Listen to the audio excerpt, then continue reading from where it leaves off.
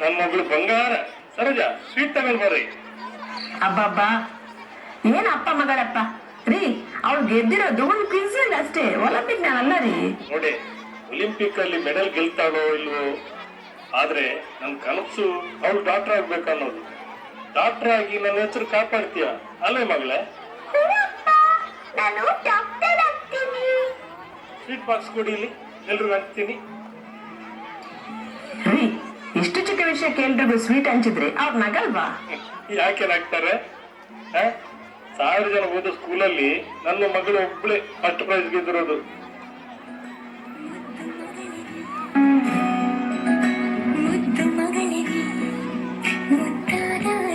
ಕೆಲವು ವರ್ಷಗಳ ನಂತರ ಸರೋಜ, ಸರೋಜ, ನಮ್ಮ ಮಗಳು SSLC ಸ್ಕೂಲಿಗೆ ಟಾಪರ್ ಆಗಿದ್ದಾಳೆ ಕಣೆ. ನನ್ ಮುದ್ದು ಮಗನೇ. ಸರೋಜ, ಮಗಳಿಗೆ ದೃಷ್ಟಿ ಆಗಿರುತ್ತೆ, ದೃಷ್ಟಿ ತೆಗಿ. ಸರೋಜ, ಹಾಗೆ ಸಂಜೆ ಊಟಕ್ಕೆ ರೆಡಿ ಮಾಡು. ಅಕ್ಕಪಕ್ಕದವರನ್ನೆಲ್ಲ ಬರೋ ಕೇಳಿದ್ದೀನಿ. ರೀ, ಇಷ್ಟು ಚಿಕ್ಕ ವಿಷಯಕ್ಕೆ ಎಲ್ರಿಗೂ ಕರೆದು ಊಟ ಹಾಕಿಸ್ಬೇಕಾ? ನೋಡಿ, ನನ್ನ ಮಗಳ ವಿಷಯದಲ್ಲಿ ನನಗೆ ಯಾವುದು ಚಿಕ್ಕದಲ್ಲ. ಅರೆ, ಗುರು ಬಂದ ನೋಡು. ಬಾರೋ ಗುರು, ನನ್ನ ಮಗಳು SSLC ಟಾಪರ್ ಆಗಿದ್ದಾಳೆ ಕಣೋ. ಸೂಪರ್ ಕಣೋ, ಕಂಗ್ರಾಚುಲೇಷನ್ ಪುಟ್ಟಿ. Thanks uncle. ಮುಂದೆ ಏನಾಗ್ಬೇಕು ಅನ್ಕೊಂಡಿದ್ಯಾ? ಅನ್ಕೊಳ್ಳೋದೇನು, ಅವಳು MBBS ಓದ್ತಾಳೆ.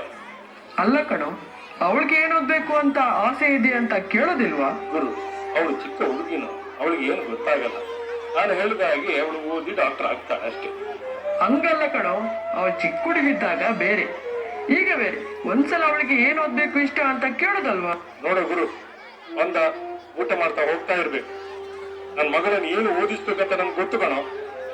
ಕಂಡವರು ಬಂದು ನಂಗೆ ಅಡ್ವೈಸ್ ಮಾಡೋ ಅವಶ್ಯಕತೆ ಇಲ್ಲ. ನೀನು ಹೋಗ್ಬೋದು. ನಾನ್ ಹೇಳಿದ್ದು ನಿನ್ಗೆ ಈಗ ಅರ್ಥ ಆಗಿಲ್ಲ, ಒಂದಿನ ಖಂಡಿತ ಅರ್ಥ ಆಗುತ್ತೆ. ರಾಧಿಕಾ, ನಿಂಗೆ ಏನು ಓದ್ಬೇಕಂತಿದೆ ಹೇಳು, ಹೇಳು, ಹೇಳು. ನನಗೆ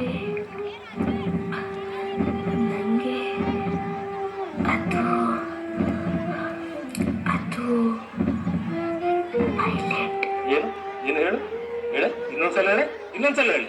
ಅದಪ್ಪ, ಡಾಕ್ಟರ್ ಆಗ್ಬೇಕು ಅಂತಿದ್ದೀನಿ.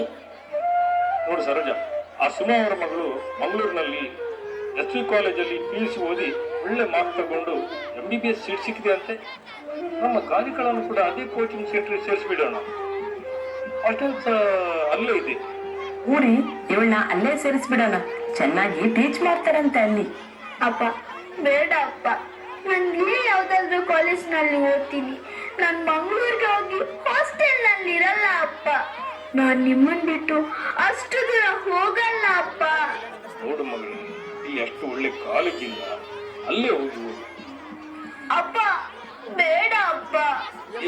ನೀನು ಮುಂದಿನ ವಾರ ಮಂಗಳೂರಿಗೆ ಹೋಗ್ತಿದ್ಯಾ ಅಷ್ಟೇ.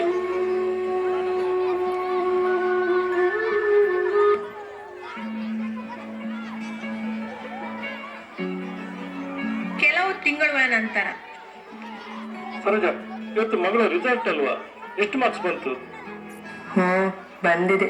ನಿಮ್ಗೆ ಟೀ ಕೊಡ್ಲಾ ಇಲ್ಲ ಕಾಫಿ ಕೊಡ್ಲಾ? ರಜಾ, ನಾನು ಮಗಳ ರಿಸಲ್ಟ್ ಬಗ್ಗೆ ಎಷ್ಟು ಟೆನ್ಷನ್ ಅಲ್ಲಿದ್ದೀನಿ.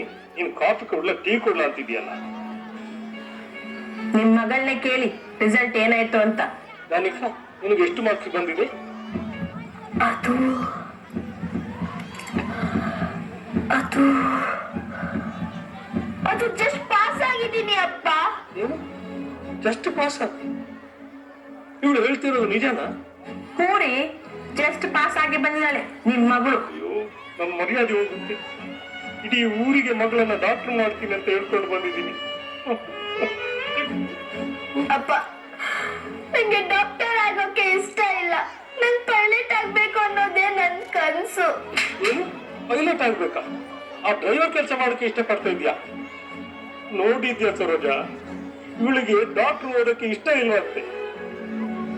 ಆಮೇಲೆ ಮಗಳೇ, ನೀನು ಹುಟ್ಟಿದಾಗ ನನ್ಗೆ ಮಗಳು ಹುಟ್ಟಿದ್ಲು ಅಂತ ನಾನು ಅನ್ಕೊಂಡಿಲ್ಲ. ನಮ್ಮನೇಲಿ ಡಾಕ್ಟ್ರೇ ಹುಟ್ಟಿದ್ಲು ಅಂತ ಎಲ್ರಿಗೂ ಸ್ವೀಟ್ ಹಂಚಿ ಖುಷಿ ಪಟ್ಟಿದ್ದೆ. ನೋಡಿ, ನೀನು ಸತ್ರು ಬದುಕಿದ್ರು ಡಾಕ್ಟರ್ ಆಗೇ ಇರ್ಬೇಕು. ಇಲ್ಲ ಅಂದ್ರೆ ನನ್ನ ಕೈಯಾರೆ ನಿನ್ನ ಸಾಯಿಸಿ ಬಿಡ್ತೀನಿ ನೋಡು. ಅಯ್ಯೋ ದೇವ್ರೇ. ಅಪ್ಪ, ಸಾರಿ ಅಪ್ಪ, ನಾನ್ ಚೆನ್ನಾಗಿ ಚೆನ್ನಾಗಿ ಓದಿ ಡಾಕ್ಟರ್ ಆಗ್ತೀನಿ ಅಪ್ಪ. ನನ್ನ ಹತ್ರ ಮಾತಾಡಿ. ಅಮ್ಮ ನೀನಾದ್ರೂ ಹೇಳಮ್ಮ ಅಪ್ಪನ್ಗೆ.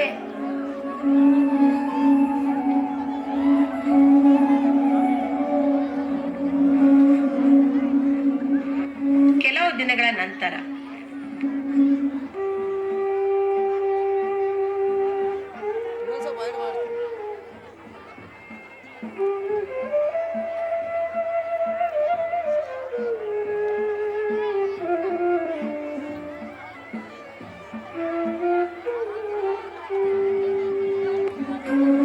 ಯಾಕೆ ಕಾಯ್ತಾ ಇದ್ದೀಯಾ? ಊರಿಗೆ ಹೋಗಲ್ವಾ? ಇಲ್ಲ ಕಡೆ, ನಂಗೆ PUC ಕಮ್ಮಿ ಮಾರ್ಕ್ ಬಂದಿದೆ. ಎಂಟ್ರೆನ್ಸ್ ಎಕ್ಸಾಮ್ ಕೂಡ ಚೆನ್ನಾಗಿ ಮಾಡಿಲ್ಲ ನಾನು. ಮೆಡಿಕಲ್ ಸೀಟ್ ಸಿಗಲ್ಲ ಕಡೆ. ಇದಕ್ಕೆ ಯಾರಾದ್ರೂ ಅಂತಾರೆ ಮತ್ತೆ ಎಕ್ಸಾಮ್ ಬರೆದು ಪಾಸ್ ಆದ್ರೆ ಇತ್ತು ಅಷ್ಟೇ. ನಿಮ್ಮನೆ ಸಪೋರ್ಟ್ ನಮ್ಮನೇಲಿ ಇಲ್ಲ ಕಣೆ. ಈ ವಿಷಯ ಏನಾದ್ರು ನಮ್ಮನೆ ಗೊತ್ತಾದ್ರೆ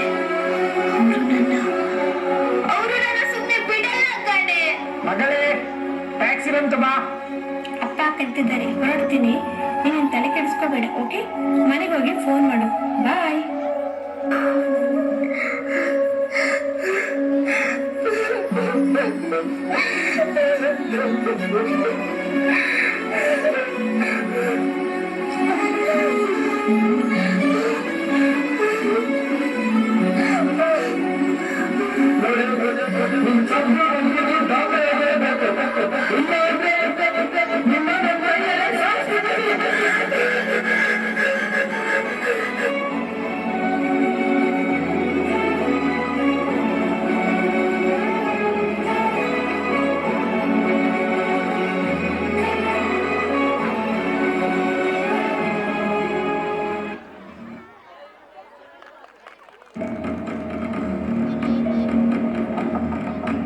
ಗಾನಿಕಾ, ಬಾಗಿಲು ತೆಗಿಯಮ್ಮ.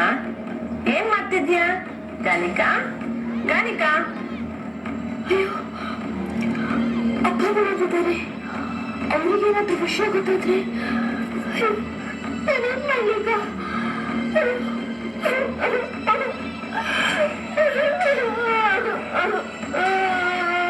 ಎಷ್ಟೊತ್ತು ಬಾಗಿಲು ತಟ್ಟಬೇಕು? ಹೇಗೆ ಕಿವಿ ಕೇಳಿಸ್ತಾ ಇಲ್ವಾ? ಅಪ್ಪ ಅಪ್ಪ ನಾನು ಕ್ಷಮಿಸ್ಬಿಡಿ.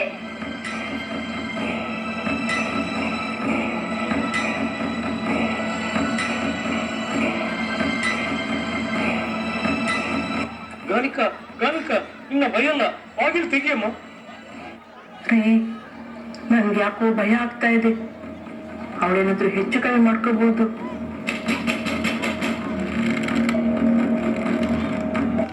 ಮಗಳೇ, ಅಯ್ಯೋ ಎಂತ ಕೆಲಸ ಮಾಡ್ಕೊಂಡಪ್ಪ, ಎಂತ ಕೆಲಸ ಮಾಡ್ಕೊಂಡಮ್ಮ.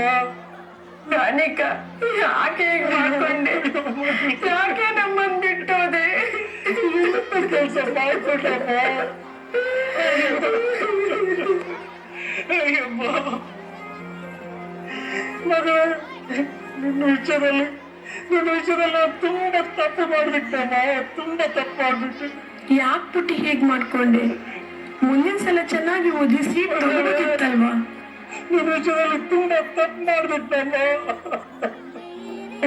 ಅಯ್ಯೋ ದೇವ್ರೇ. ಮಗ, ನನ್ನ ಕ್ಷಮಿಸಿ ಅಪ್ಪ. ನಿನ್ನ ಕನಸನ್ನ ನಾನು ನನಸು ಮಾಡ್ಲಿಕ್ಕಾಗಿಲ್ಲ. I am a loser.